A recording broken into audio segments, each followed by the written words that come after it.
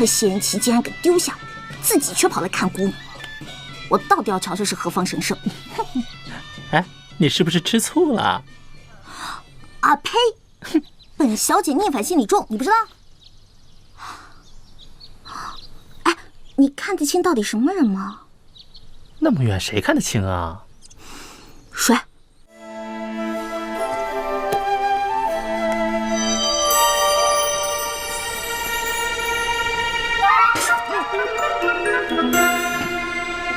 阿果，你快掐我一下！哦，这真的是他，我不是在做梦吧？你没有看错，除了他孔双双，还能有谁啊？我去，真是冤家路窄啊！没想到这个女魔头也穿越过来了。看来这周大同啊，说的是真的。怎么办啊？什么怎么办啊？我们还是走吧。你给我振作点儿，今时不同往日了，你可是准王妃了，不用怕啊。义父，王爷，双儿，我把你托付给王爷，你可有异议？双儿并无异议。双儿既无异议，那老夫就做回主，这事儿就这么定了。王爷，双儿姑娘到了，请进来吧。是。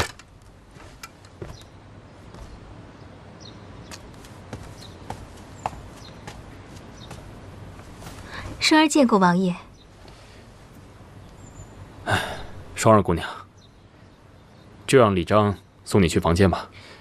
我现在还有事，就不送你了。姑娘，这边请。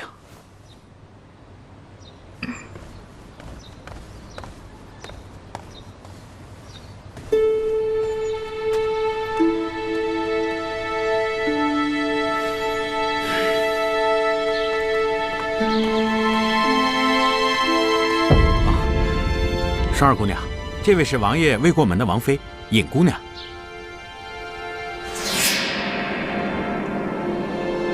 双儿见过尹姑娘。咱们这边走吧。李大哥，双儿第一次见尹姑娘，觉得甚是亲切，不如就由尹姑娘带双儿去吧。这该来的总是会来的。李大哥，没关系的，我来吧。那有劳尹姑娘了。李大哥慢走。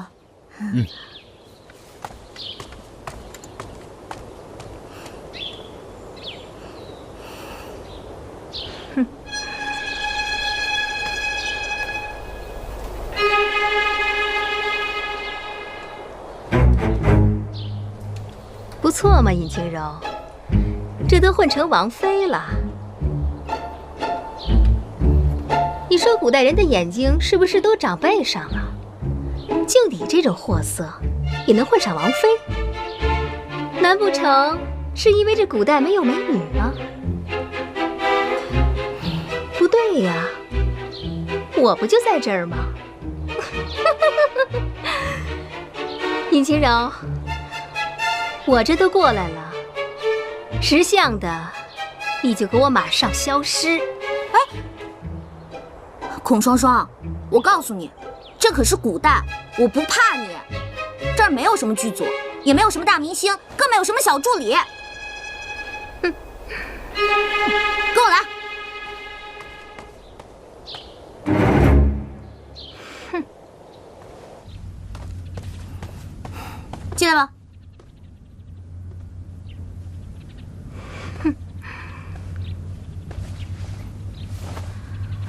脾气见长了，尹清柔，翅膀硬了。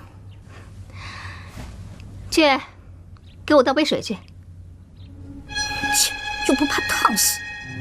哎，不对啊，我为什么听他的话？孔双双，我可告诉你，现在可没有什么大明星，这儿是古代，大家都一样，还轮不到你使唤我呢。看来你是不打算穿越回去了。回去以后，我还是我的大明星，你还是你的小助理，这一点是改变不了的。你最好跟我小心点儿，识相的就好好伺候我，别惹怒了姑奶奶。你，谢延启，这事我跟你没完！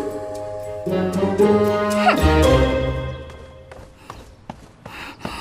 谢延启，你到底什么意思啊？怎么？你把那个双儿姑娘接回家，你什么意思啊你？双儿姑娘是暂住在这里，过些时日，她自觉无聊也就会离开了。那她什么时候走？什么时候？怎么？你与这双儿姑娘有过节？我不管，反正呢，有她没我，有我没她，你自己看着办吧。你这难道是吃醋了？我吃醋？切！你别自我感觉良好了。我告诉你，我先把话说前面，你别哪天被他卖了还替他数钱呢。别怪我没提醒你。哼！哎，妹子，你没事吧？你们一帮臭男人！哼！王爷，我查到了，这双儿背后果然有玄机。快说。双儿在几个月前就进城了，进城之后就住在二王爷别院中。我听说他经常与二王爷在别院中私会。果然不出我所料，那日在仪式上，二哥与舅父一唱一和的，我就知道此事之中必有蹊跷。王爷，既然此女有问题，我去把她赶走，以免晴柔更加误会。不必。王爷，你这是什么意思？难道王爷也是贪恋她的美色吗？王爷可别忘了，你已经有我晴柔妹子了。你先莫要着急。我问你，比如这咬人的猛虎，你是将其放归山林呢，还是关在笼子里呢？王爷的意思是，与其将他赶走，不如放在身边，以便更好的防范。哼，你明白就好。对了，我赶快去给我晴柔妹子解释，以免她更加误会。慢，晴柔姑娘向来心直口快，若是让她知道了，恐怕会打草惊蛇。可是王爷身边忽然多了一个女人，她肯定会不高兴的。哼，无妨啊。我倒想看看尹晴柔这坛醋到底有多酸。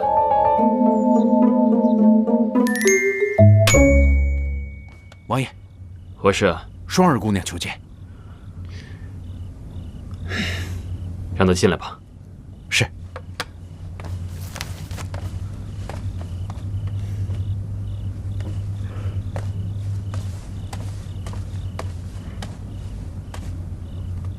双儿见过王爷。双儿姑娘，这么晚了，你有何事？双儿见王爷这几日每日操劳，便吩咐小厨房炖了碗鸡汤，给王爷补补身子。双儿姑娘有心了，本王先谢过，鸡汤先放下吧。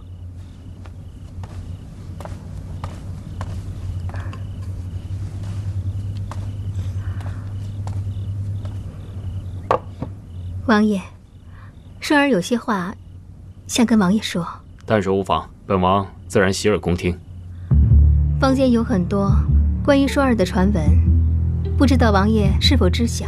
哦，是何传闻？不曾听过。坊间都传闻说，双儿与凌尘王有染。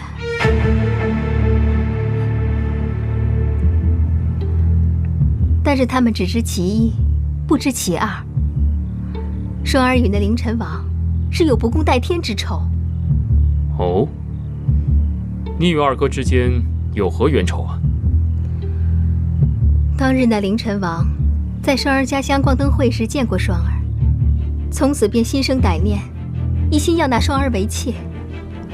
可当时双儿已经许配了人家，是断不能从他的。凌尘王知道以后，便伙同知县将我那可怜的夫君下了狱。之后，我夫君不甘受辱，冤死在了狱中。这还不算什么，他还威胁我一家老小的性命。双儿无可奈何，为了保全一家老小，只能从了他。竟有此事？那你可曾报官？报官？官官相护，谁敢告他？王爷，自从双儿第一次见到王爷，便知道王爷是可以托付终身的人。请王爷为双儿做主。此事非同小可。若你所言属实，本王定将还你一个公道。李章，在，扶他下去，好生安歇。是。谢王爷。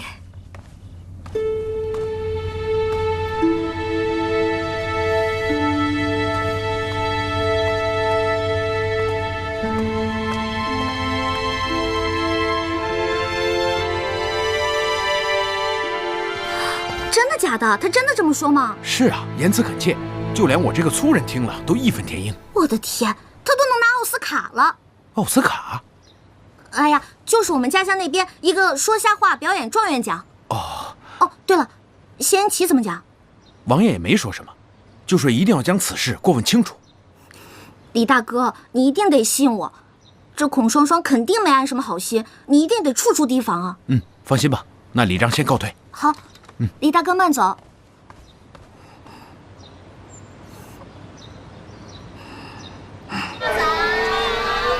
哎，晴柔，你来了。怎么了？有心事啊？还不是因为那个孔双双。我听阿广说了。这话说回来了，你俩还真是冤家路窄啊。那可不，而且现在王府上下的人都夸他有礼貌，说他是大家闺秀。真的假的？他还能有礼貌？他现在啊，到处逢人就讲自己悲惨身世，说什么为救自己的母亲甘入虎穴，然后还英勇献身来着。我去，这娘们演古装戏演出毛病来了吧？我看我总有一天是会被赶出王府的，所以大同，等我流落街头，你一定要收留我。哎呀，晴柔，这是哪儿的话呀？这乐天斋啊，本来就是你的。不过，话说回来，晴柔，你可不能老是这么被动挨打。咱们现在穿越到古代了，大家都平起平坐，凭什么只能让他作威作福啊？我也想过，可是如果我们跟他斗的话，那穿越回去怎么办？那还有我们的好果子吃吗？哎，大不了不干呗。这又不是只有他一个明星一个剧组，咱呐就在这儿把钱赚够了，等穿越回去还用看他的脸色呀？你说是吧？对呀。那大同，你一定可要多多挣钱啊！放心吧，没问题。哎，话说这三王爷，你是怎么想的？他倒没说什么。哎，晴柔，你可得想清楚了，如果这穿越回去的关键真是这皇族宗祠里的什么宝贝，要想得到它，可不容易啊。更何况你现在还不是什么王妃，所以啊，这关键还是这三王爷，你可一定要抓住啊！我现在不是正为这事儿烦着呢吗？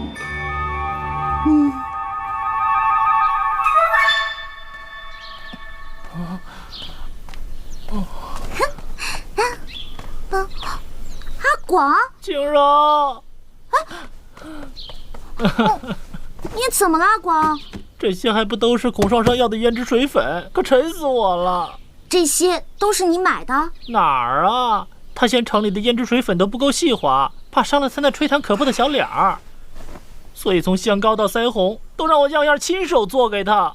从昨天晚上到现在，我一刻都没歇过，快累死我了。那你干嘛听他的话呀？我这不都被他逼的吗？不行，我们得反击，给他点颜色看看。红色还是黄色啊？你说的倒容易，怎么给他颜色看啊？阿广，你试过辣椒粉、腮红吗？你这是要弄死我呀，姑奶奶！瞧你那点胆儿，还想不想翻身农奴把歌唱啊？我当然想啊！我现在就听到他的声音，我就后槽牙发紧。那你一切就听我安排吧。我现在呢可是准王妃了，仙琪也不敢把我怎么样。在这个灵齐王府里，我现在是最大的了。那你可得罩着我啊！放心吧，就等着你放开手脚，大干一场啊！得嘞，看我不整死丫的！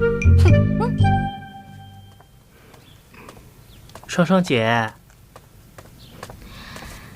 做个东西那么慢，你少挨呀！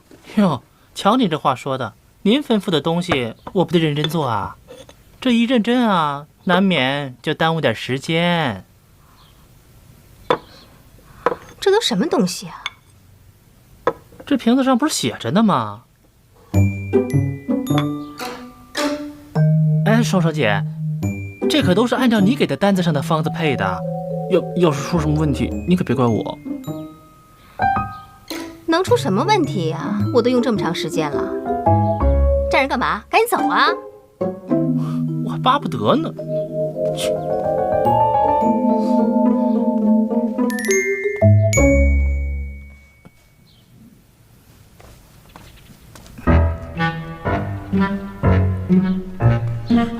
哎，吓死我了！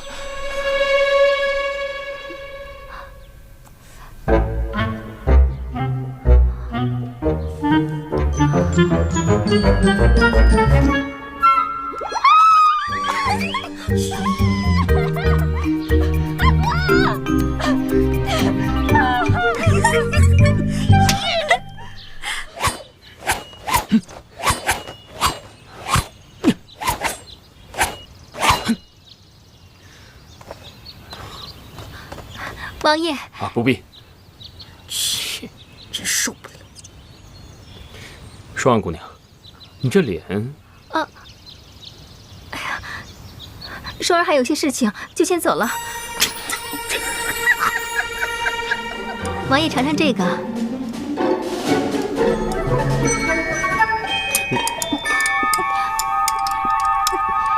双安姑娘，本王有话与你说。王爷有何吩咐？本王独来独往惯了，你这样天天黏在本王身边，本王实在不适应。以后，双儿姑娘还是多做些自己的事情吧。这王府各司其职，双儿只是不愿意做一个闲人罢了。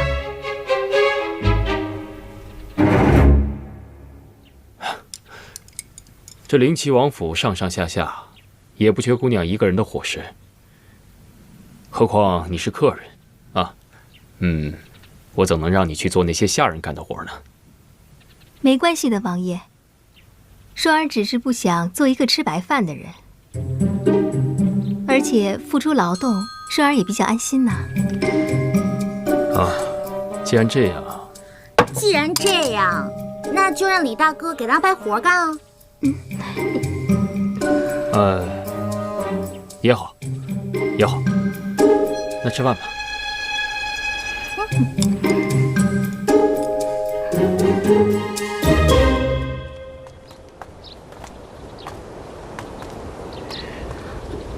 姑娘，就在这儿倒夜壶吧，在下告退。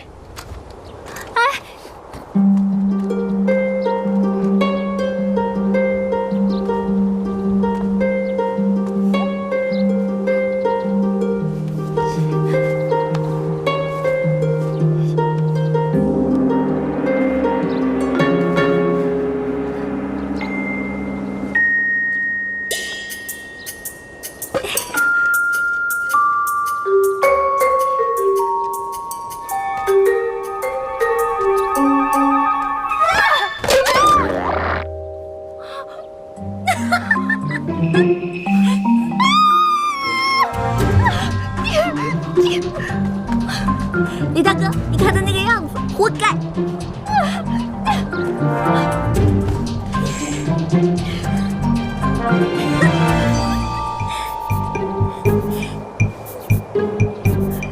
李大哥，哎，你说明天让他干点什么好呢？啊？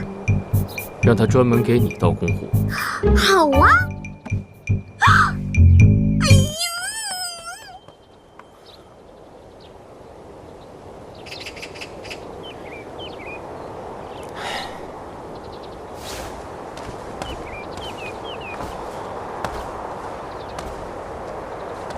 王爷，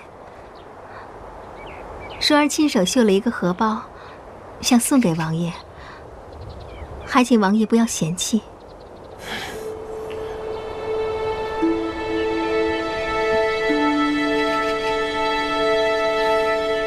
那本王收下了，多谢双儿姑娘。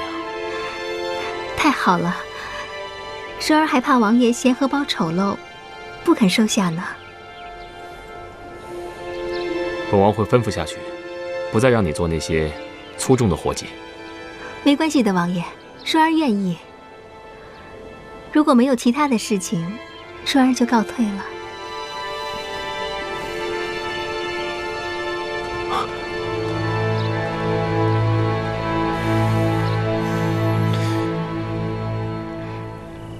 尊上如此急召双儿，不知道双儿是否有不妥之处呢？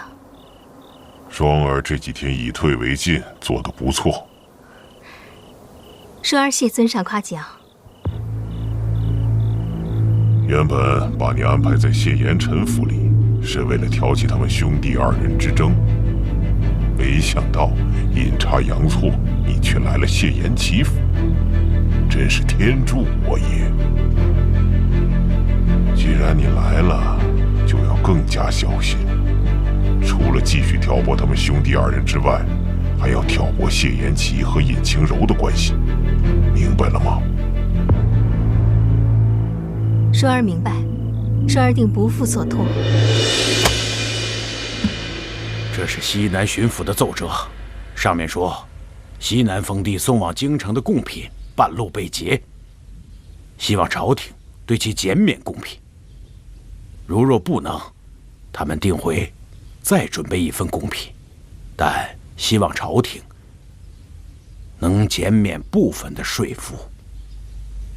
你们看如何处理啊？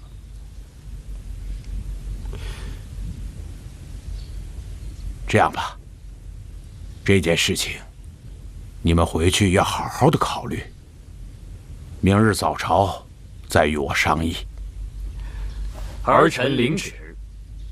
好，下去吧。儿臣告退。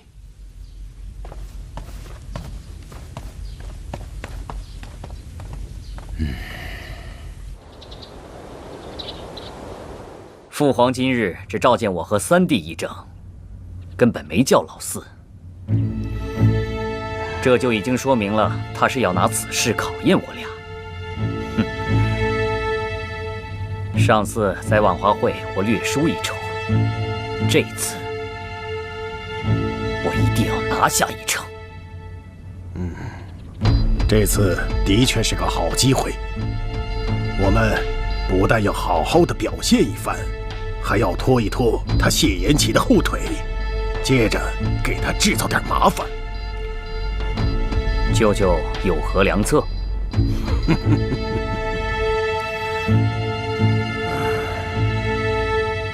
哎呀，阿广，你倒是快点啊！咱们乐天斋的招聘启事呢，是要自己去贴的，别等你写完了，天都黑了。哎呀，行了，我的大小姐，你就别站着说话不腰疼了，嫌我慢，你来啊！哎呀，好了，阿广。哎，你说这个地方也没个招聘网站什么的，哎呦，真不方便。你这么一说，倒让我越来越想家了。哎，王爷，冰块脸，你怎么这么着急就回来了？你不是去讨论国家大事了吗？看这个时间，应该不会有什么大事吧？你若不说话，没人当你是哑巴。哟，看来虽然不是什么大事儿，但是挺心烦的。来说说吧，本小姐就给你匀这么一点点的时间，陪你聊20块钱的，说吧。西南巡抚上书，西南封地送往京城的贡品被劫。我也问过户部的人，他们说西南当地困苦，今年又逢天灾，所以请求减少纳贡。他们还提出了要求，若是再补充一份贡品的话，希望能够减少今年的赋税。然后呢？父皇让我和二哥回来好好想想，明日早朝商议此事。这确实是个难题啊！民以食为天，如果都吃不饱、穿不暖了，还纳个屁税啊！我的意思是啊，这个税收啊是国家的主要来源。可是如果说减就减的话，那岂不是成了儿戏？但是这既加税又上贡的，这未免也太不近人情了。哎呀，好纠结啊！看来你倒也明白，所以我也在考虑，到底应该如何是好啊？这西南贡品到底是什么？得有多值钱啊？能让别人冒着杀头的罪都得去接活？你不招人讨厌的时候，还是挺有用的。哎，你，去，没意思，不跟你玩了。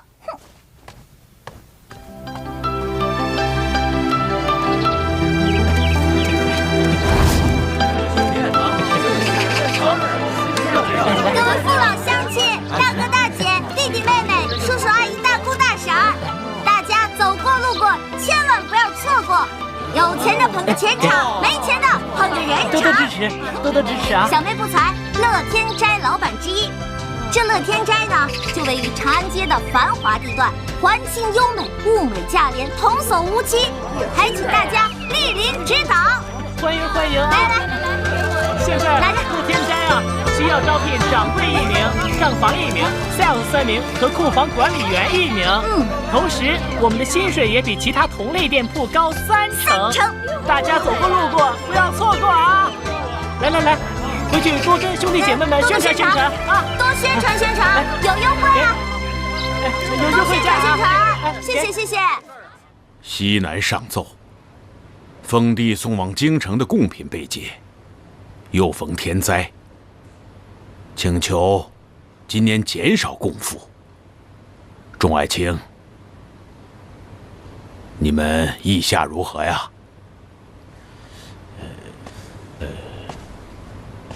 回陛下，西南临近滇藏，关系边疆安稳，贡品被劫，实属无奈。以微臣之见，此朝贡酌情减免，倒也无妨。皇上，这简直是无法无天，竟敢公然抢夺贡品！以臣之见，出兵剿匪，夺回贡品，告示天下，以儆效尤。说得对，就是对。你们有什么想法呀？父皇，儿臣听闻西南百姓遭受旱灾，生活困顿，加上此次贡品又被劫，实属雪上加霜。如若在此时加贡，恐怕对他们来说无疑会造成很大的困难。依儿臣之见，向西南百姓减贡1年，这样让西南百姓知道吾皇仁爱之心。二哥此言差矣。朝廷纳贡，意在威慑，并非真贪图那几箱珠宝、几只珍禽走兽。父皇，儿臣认为，贡品被劫，罪在西南，并非朝廷。说的是。想不到，萧儿平日沉醉于风花雪月，遇到大事倒也不糊涂。妻儿，依你看呢？回父皇，是否减贡，儿臣不敢妄论。但昨日儿臣翻阅书籍，了解到，从西南运贡品进京，所走之路根本不经边疆，似乎并没有土匪藩邦猖獗之地。而这贡品之中，除了少部分珍贵药材外，大部分都是重超1000斤的天青石。这种石材我朝有规定，仅限皇家使用。儿臣只是奇怪，像这种沉重又无人敢买的天青石，他们就是真的劫了去，又有何用呢？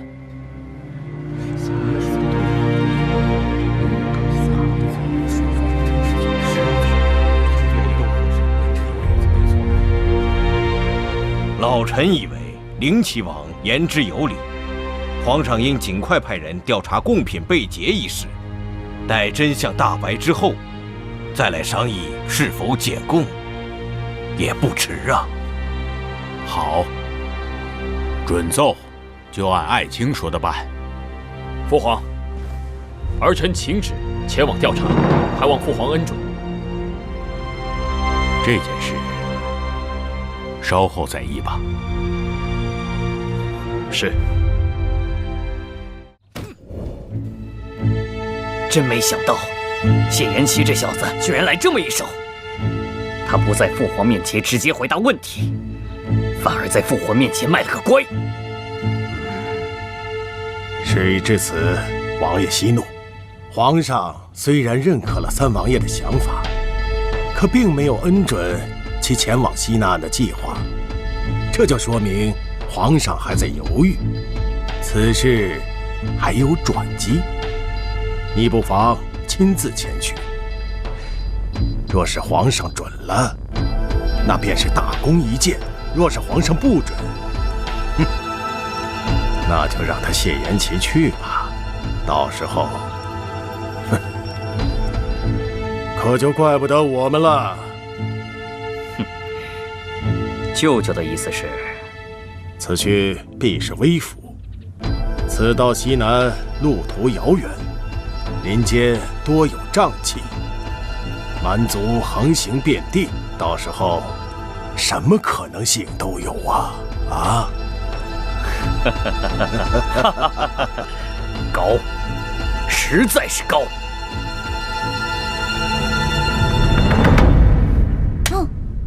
我说王爷，你都看了半个小时了，到底想好了没有啊？王爷，西南地处边陲，民风彪悍，要是查案，我去就行了。您不必以身犯险。以身犯险是小，怕王爷是在故意躲避某人吧？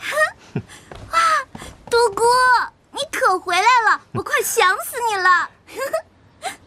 我也想死你了呢。独孤参见王爷。回来就好。刚才听你的话，你也不赞成本王前去西南。我想先问一句，王爷此去西南调查贡品一案，是不是故意在躲避与二王爷的正面冲突呢？当然没有。独孤跟随王爷这么多年，对王爷还是很了解的。一旦被说中心事，就是这个表情。不管是查案还是躲避，王爷决定前往，我以后定跟随左右。那可不行，你大婚将近，不能擅自离开的。再说了，宁拆10座庙，不毁一桩婚。啊！哎呀，呸！不能说这种不吉利的话啊！童言无忌，童言无忌啊！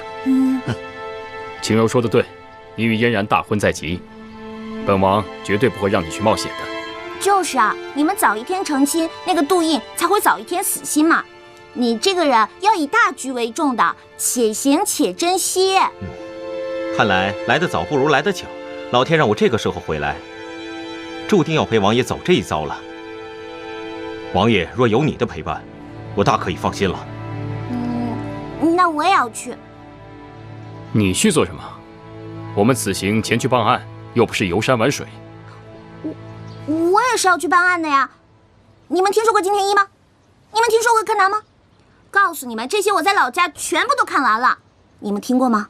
真相只有一个。王爷，不如带尹姑娘一起去吧，她鬼主意多，到时候也更热闹一些。好吧。哎，还有我，我可以帮你们易容。哦，对。也罢，算你一个吧。可是，父皇尚未恩准，能否同去，还未可知啊。记得上次我要吃那个叉烧包，这次你一定要给我带上，不然在路上万一饿了，我又吃不着了。啊，对，还有那个什么啊，我想想啊，反正把好吃的全部都得打包。父皇，儿臣想前往西南彻查贡品被劫一事，望父皇批准。你想明白了？儿臣一时糊涂，只想让天下的百姓共沐皇恩浩荡，却没有细心想贡品被劫的细节。是儿臣的失职，三弟他心思细腻，这一点儿臣有所不及。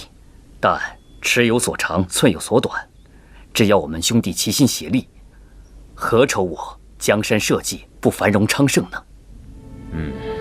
你能这么想就对了。也不枉我对你一片心思。你母后昨日还和我提及你的事情，处处为你辩解，希望你不要让她失望啊。贡品的事情就算了，我刚刚准了你三弟，让他亲自微服查明真相。可是父皇，我……好了，你下去吧。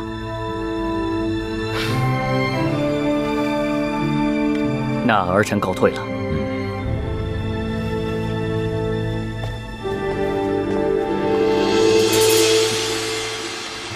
来，1号，1号，哎，我是1号，快，我是1号，有经验的啊！你好，你好。我们呢考的是你们的数字能力和应变能力。那你听好了，第一题哦，1、2、3、4、5、6、7、8、9、10，10个数字，哪个数字最勤劳，哪个数字最懒惰呢？问的是什么玩意儿？不知道。不知道。下一题，下一题。蚕宝宝为什么会有很多钱呢？不知道，这不知道。不知道。哎，因为蚕宝宝会节俭。哇！哎，那第3题啊，2个人同时掉进海里，一个人叫小明，那另外一个叫什么？当然叫救命了。你这太笨了，这题第一题，1、2、3、4、5、6、7、8、9、10，10个数字，哪个数字最勤劳，哪个数字最懒惰呢？第一最懒惰，第二最勤劳。哦，为什么？因为一不做二不休嘛。第2个问题，麻雀一直叫个不停，怎么样才能让它不叫呢？这个啊，压它一下，鸦雀无声嘛。我也问一个，哎，这怡红院呐来了3位姑娘，可是老鸨呢只需要1位姑娘，这可怎么办呢？凉拌。跟您开玩笑呢，我们还没问完问题呢。然后呢，这个老鸨呢就想了一个办法，让这3位姑娘呢从一锭银子面前经过。第1个姑娘呢见到了银子，把它藏了起来，然后第2个姑娘呢见到了银子，捡了起来交给了老鸨。这第3位姑娘看到银子，立马跑去找老鸨，老鸨啊还把银子分给她一半。你说老鸨会选哪位姑娘进去呢？第2位。为什么？因为他人品好啊。再想想。那就是第3位，因为他有眼力劲儿啊。废话，当然是找那个脸蛋最美、身材最标致的那个了。这哪来的？好漂亮啊！你都到那种地方工作了，还要德行干嘛？整顿风气呀。哎呦，真不愧是在那里生活战斗过的，这读万卷书不如行万里路啊！你不信呐？你不信，随便找几个老鸨问问，看他们是怎么回答你的。他说的呀是对的。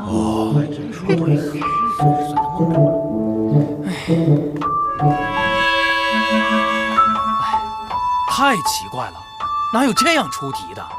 确实还能按号。嫂，恭喜你成为乐天斋的一员，让我们为了理想而努力。纳斯达克不是梦。哎，你给我演示一遍我刚刚教你的推销方案。全场20文，只要20文，手绢20文，皮包20文，全部都是20文，只要20文，20文你买不了吃亏，20文你买不了上当，快进店选购吧。怎么样，可以吗？相当可以啊！给你32个赞。此行我路过杏花村，刚好带了几坛好酒。首先预祝王爷在朝中一切顺利。今天你我不醉不归。好啊，来尝尝。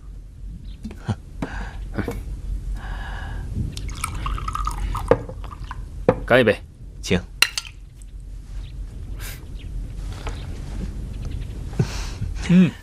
好酒啊！独孤，你知道吗？今日父皇准奏的时候，我突然感到非常的开心。真的很开心。这和以往得到一匹宝马或赢了一盘棋局的感觉完全不同。我也难以形容这是什么样的感觉，就像在做一件非常重要的事情。看来王爷对朝中之事感兴趣了。嗨，哪里？不过，今日朝上，二王爷主动请缨，却输给了王爷。我怕他在别的地方动什么心思，还请王爷一切小心为妙。哎，来，再干一杯。王爷请。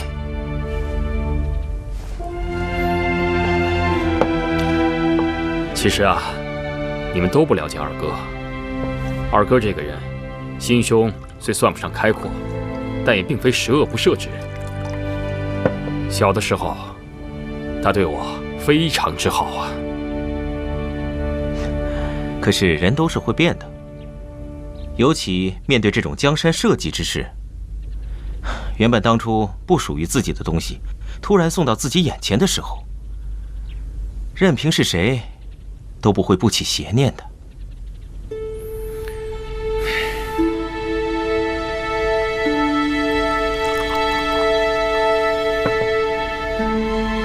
来，干杯！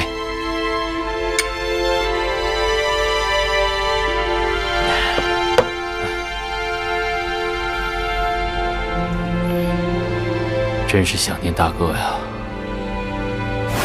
干！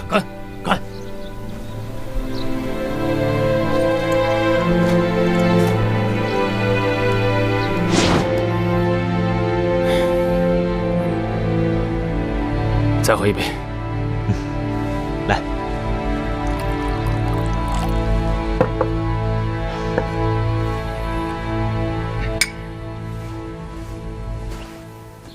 哎，我跟你说，这当考官的感觉可真爽啊！你别说，后面那几个人还挺聪明的。那可不是，最后那小子太专业了。要不是我知道他的底线，我真怀疑他也是穿越过来的。哦，对了，我交给你个任务啊。你说。是这样的，就是以后呢，我们再给他们上点培训课，给他们稍微打一丢丢鸡血。哎，但是也别搞得太像传销了。哎，没错，我觉得啊，等咱们开业了之后啊，还需要再发展一些会员和 VIP 客户什么的。哎，对。王爷，陈柔，王爷非要见你一面，我也没有办法。哎，什么味儿啊？臭死了！慢点。独孤远，他不能喝，你就别让他喝嘛。我最讨厌酒鬼什么的了。这不是庆祝王爷入朝理事吗？这可不是一件小事。啊，对了，青柔，王爷住在这里，那你今天住哪儿啊？这个，有了，放心吧，不用担心我。天色已晚，你也早点回去休息吧。我呀，自有安排。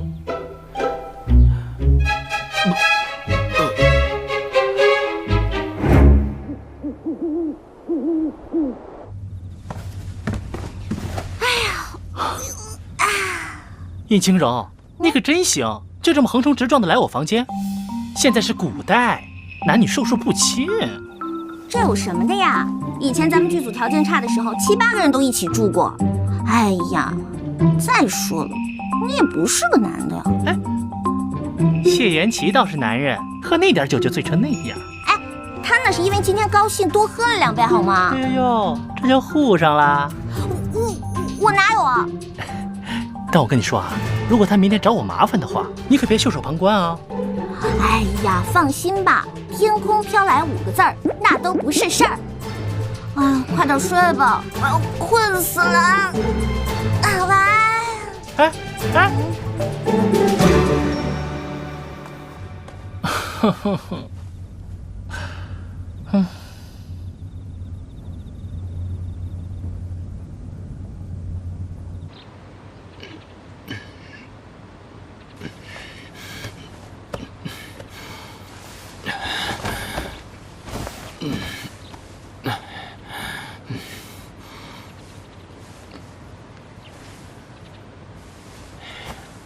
大胆！未经本王允许，谁把我的帷帐换得如此艳俗？来呐！王爷，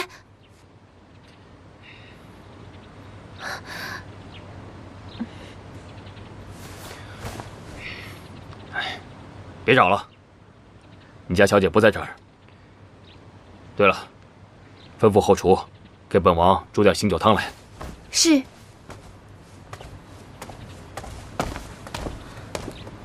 王爷，这你，宁轻柔，王爷昨晚睡你这儿，那你睡哪儿啊？要你管！我昨天晚上睡柴房不行吗？我想学学卧薪尝胆，不行吗？你当真是睡在了柴房？当然是假的啦！你不是告诉我把这里当自己家吗？于是我就真把这儿当自己家了。所以呢，我就睡在了某个下人的房间里。哟，这可了不得了！有道是男女授受不亲，景柔姑娘这么做不太好吧？他不是男的。哎，我，他分明不是什么？不是男的。人家本来就很难过了，你就不要在人家的胸口上再插上一刀了。哎呀，乖乖，王爷，不哭啊！好了，这。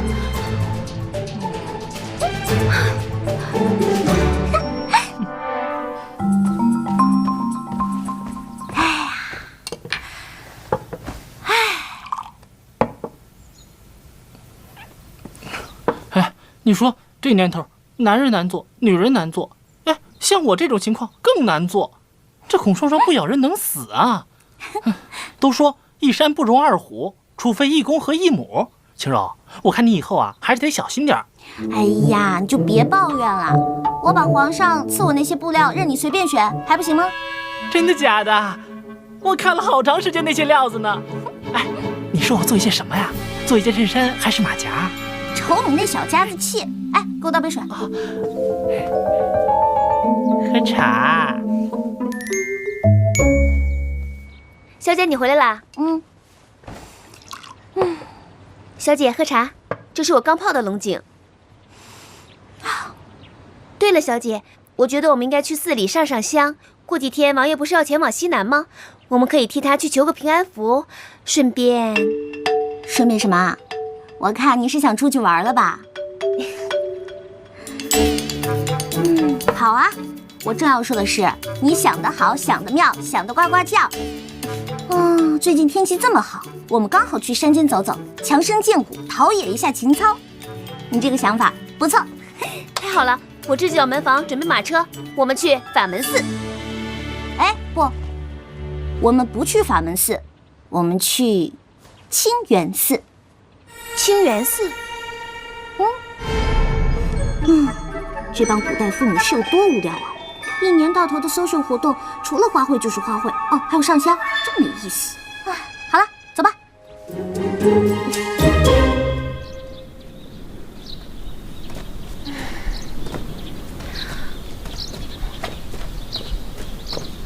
小姐，我们为什么不去法门寺呢？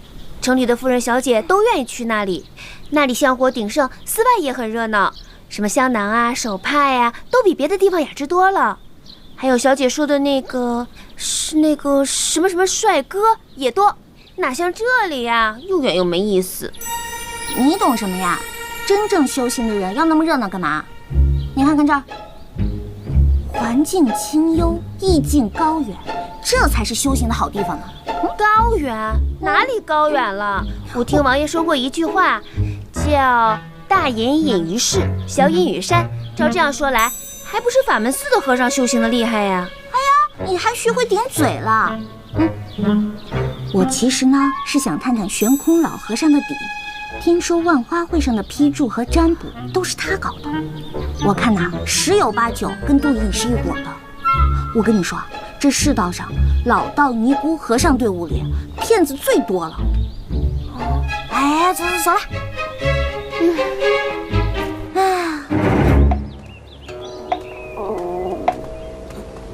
你又饿了？对啊，那咱就赶紧走吧，一会儿就可以吃饭了。哎呀，别着急，他这个菜啊，一板一眼，毫无特色，我都已经吃腻了。你才吃多久就吃腻了？3岁开始到现在，你算一下。你怎么3岁就进来了？哎呀，说来话长，3岁的时候吧，我得了重病，那个时候家里边没有钱给我看病，恰巧这个时候来了一位高僧，说我原本就是什么佛祖座下小童，只要我回到佛祖座下就能平安无事，所以我的父母就把我送给他了。哎呀，这封建迷信啊，真是害死人，真可怜啊他们。今天我们请到的嘉宾是中国厨艺大师李铁刚和营养学家。2位小师傅，施主好。请问你们的师傅今天在寺里吗？我们师傅今天不在寺里，他去忠义府念经去了。哦，不在啊，那我找你们好了。我呢，为了参加美食大赛，专门研制了一种绝门的素食手艺，不知你们可否帮我尝尝呀？来尝尝吧。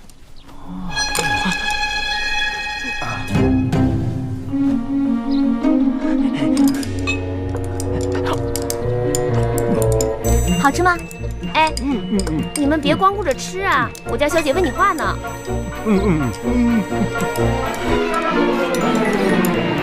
你们师傅名气那么大，每天见的贵人那么多，你们作为他徒弟，会不会感觉压力很大呢？而且你们这个领域发展前途那么好，但是竞争也相当的激烈啊。那你们觉得是竞争多一些呢，还是机遇多一些呢？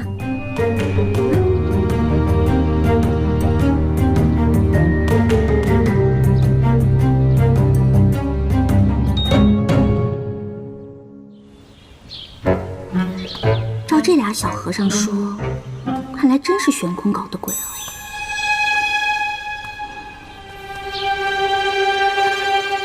回来了。我听说一般女子出去上香，没个1天半日根本回不来，你为何如此快啊？我能是一般女子吗？哦，不是吗？那当然了。那我倒要试试，跟我来。哎，干嘛呀，冰块脸？哇，好漂亮啊！你叫什么名字呀？不妨猜猜看，若是猜中，有赏。不是叫追风，就是叫踏雪，要不就是惊雷。你是怎么知道的？他叫追风。这么大众的名字，用脚趾甲盖想都能想到。这匹小红性情温顺，非常适合女孩子骑。小红，我去，你竟然叫她小红，这么 low 的名字。low？ 哦，对了，你会骑马吗？我当然会了。哇，哎，冰块脸，我给你唱歌啊！让我们红尘作伴，活得潇潇洒洒，策马奔腾，共享人世繁华，对酒当歌，唱出心中喜悦。哎，什么？你换洗衣服带了吗？带了。那个生活用品带了吗？带了。好吃的呢？带了。卫生巾带了吗？卫生巾？这位小姐，麻烦您稍微把自己当一下女人，也把我当一下男人，好不好？不嘛，我就是挺想念他的。我又不知道做女生是否应该自由点。儿臣此番西南之行山高路远，这次是特意来向母后告别的。儿臣此行定不负父皇所托，必将这件事情查个水落石出，还望父皇母后不要担心。我听说你舅父前不久送你一位女子，不如这次把这位女子一同带上服侍你吧。轻柔虽聪明伶俐，鬼点子多，但温柔小意、尽心尽力的服侍，却不是她所长。母后，儿臣能照顾好自己。再说，清幽很好，儿臣也不需要那么多人服侍。每次说你，都有一堆的话等着我，你就当是对你舅父有一个交代吧。毕竟也是你舅父对你的一番心意。你把他带上路，愿意放哪儿就放哪儿，还不行吗？母后所言极是，容儿臣再考虑一下吧。现如今啊，你们都大了，都有自己的主意了。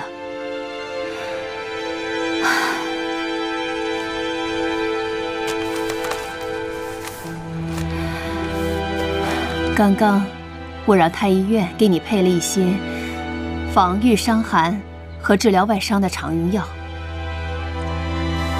你把它带去吧。真相虽重要，但也不及你的安危啊。安全重要。儿臣谢过母后，母后保重，儿臣告退。去吧。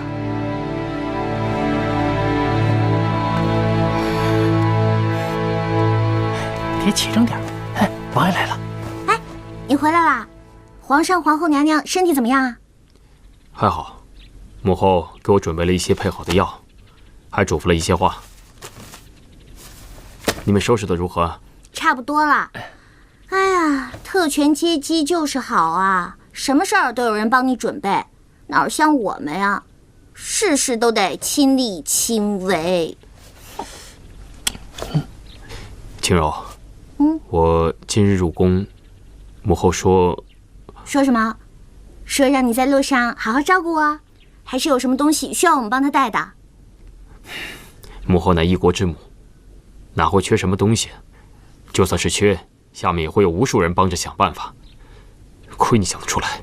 我就是好心嘛，不刻薄能死啊！真是，天色不早了，你快走吧，别耽误我们收拾东西了。明天还要早起呢，我们可不像某人，事事都有人伺候。赶紧走吧你。早些休息。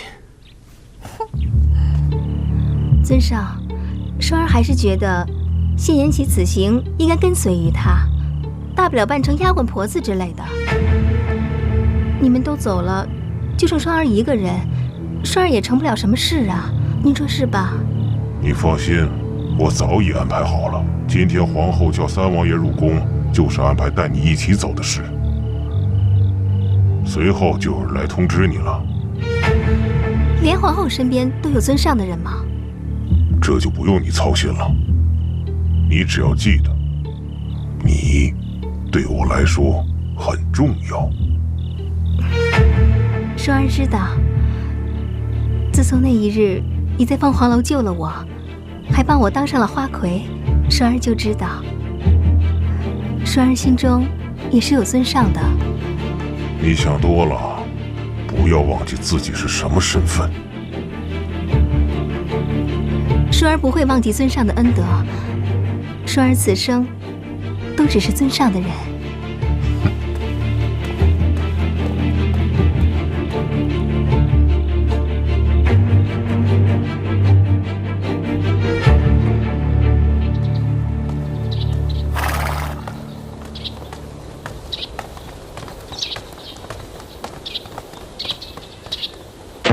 哎，你怎么出来了？都不是外人，别这么送来送去的。殷晴柔，王爷没跟你说吧？我要跟你们一起去西南了。这可是皇后娘娘的意思，而且还让我照顾王爷的起居。就你，我就呵呵了。别人不照顾你都烧高香了，你还照顾别人？我能不能照顾人不重要，关键是这是王爷的意思。好了，时候不早了，赶紧启程吧。男人的话，果然跟母猪上树的传言一样不可信。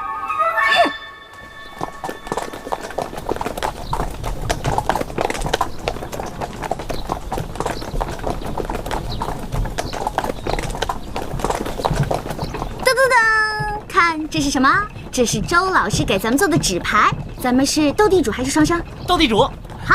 殷姑娘，斗地主为何物？双生又为何物？这斗地主呢，就是一种休闲的游戏，就是3个人玩的游戏。其中有一家呢是地主，另外2家合力击垮地主。出牌呢可以出1张，也可以出2张。3张一样的呢可以带1张或者2张。然后那个4张一样的呢就是炸弹。2张王牌呢是最大的牌了，是最大的炸弹。哎，阿果、双儿，你们不用听吗？一会儿别被赢得哭鼻子。这个，晴柔之前教过我。我虽然不怎么会玩哈，但是稍微了解一点儿。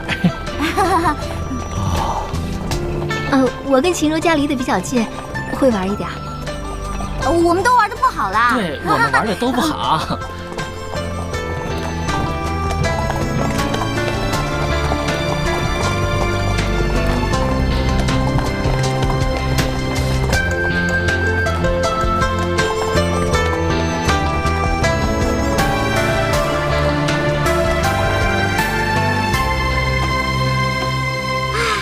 很久都没有这么开心了，是不是啊？哎呦，为何会如此打扮？成何体统？独孤远，你怎么这么厉害啊？你真的是新手吗？你明明比老手还要老手呢。谁说不是呢？这么多年都白活了，这剧组也白混了，玩斗地主输给了一个古代人。哎，王爷，看你也挺闲的，过来跟我们一块玩吧，可好玩了。当真如此有趣？其实真的一点都没有意思呢。像王爷这种人，会玩这种上不得台面的游戏吗？王爷是一个高尚的人，是一个纯粹的人，是一个有思想道德的人。他是一个脱离了低级趣味，忠于民、忠于心的人。你说王爷他会玩吗？不会，不会。依我看，你是怕输给本王吧？切，激将法，呵呵。行，我就是怕输给你，怎么着，打我呀？我还怕教会了徒弟饿死师傅呢。你，禽柔。好了，算你一个。不过你可不许耍王爷脾气，要愿赌服输的。什么叫算我一个？本王还不稀罕呢。哎，王爷，王爷，真小气。哎，王爷，你就大人不计小人过，你跟我们这是什么气呀？赶紧回去跟我们玩吧。也罢，赢了他们，看他们还叫嚣。走，炸弹！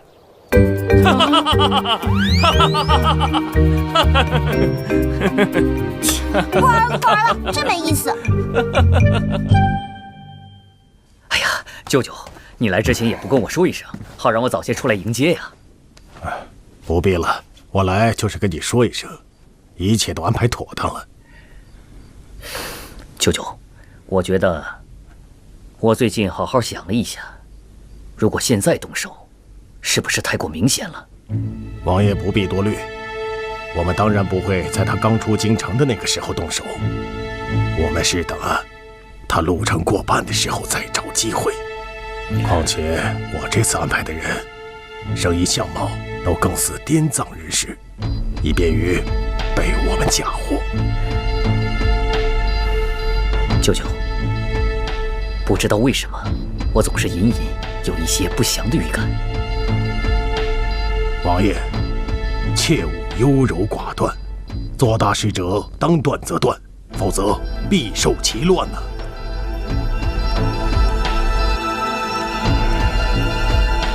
那就依舅舅所言吧。那我就先走了。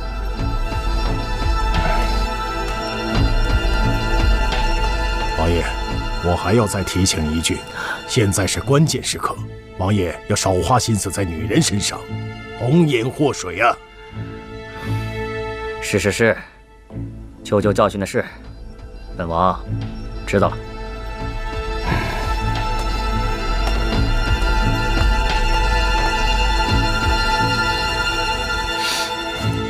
管得够宽的。哎，今天趁着人多，我们来玩杀人游戏吧。好。大胆！你二人怎可如此轻率？杀人乃触犯国法，怎可以游戏成之啊？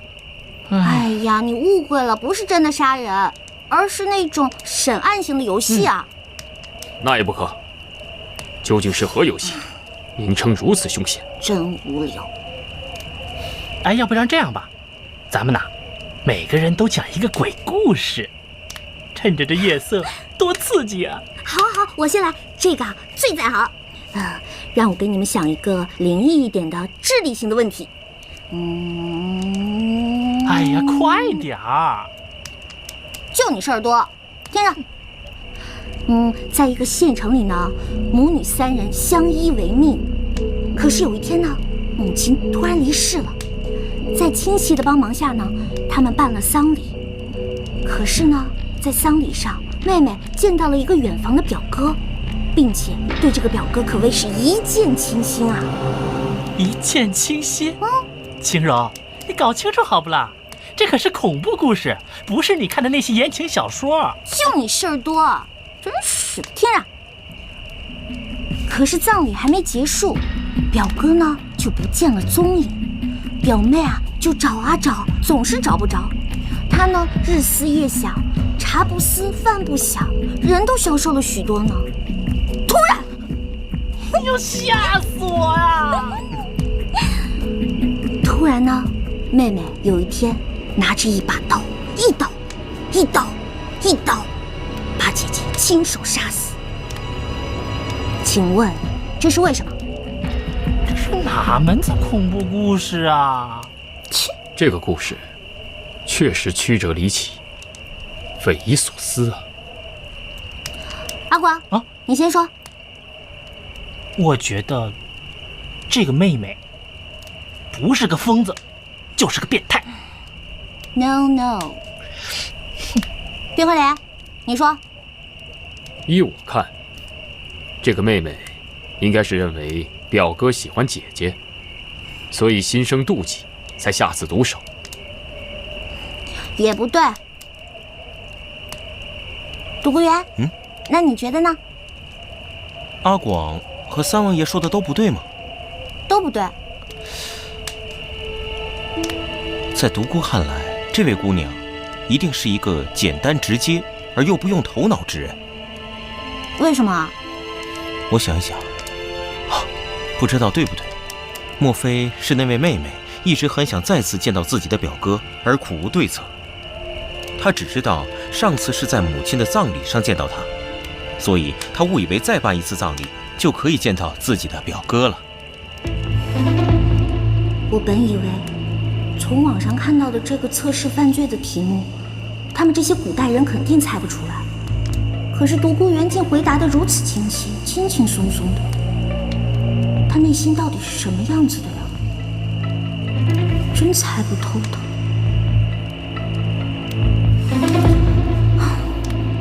那么，晴柔，独孤公子说的对不对啊？是对的。天哪，你太厉害了！这么腹黑的答案你都能想得出来？这算什么破故事？如此阴暗。王爷，你说是吧？罢了，这故事实在过于阴暗。本王乏了，今天就到这儿吧。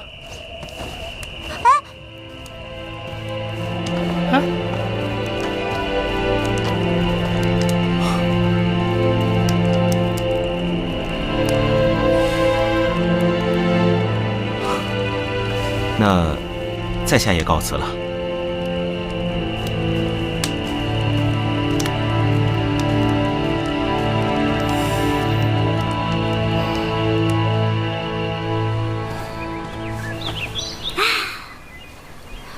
左3圈，右3圈，脖子扭扭，屁股扭扭。